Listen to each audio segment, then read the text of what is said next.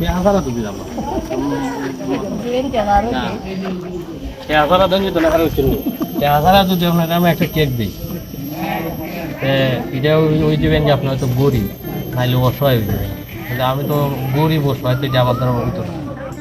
আপনি যদি আমার বড় বোন নিতেন বা মা হতেন আমার মা বা বোন যদি গরিব অসহায় আরেকজন আমার কষ্ট লাগবে না আমি তো আপনার গরিব হিসাবে দেখতাম অসহায় হিসাবে দেখতাম তো সুতরাং আপনার কাছে যদি 2-1 টাকা থাকে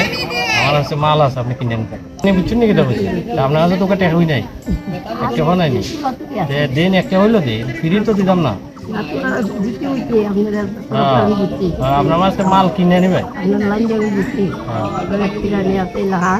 মাল গেলে তোমার লাখ লাখ টাকা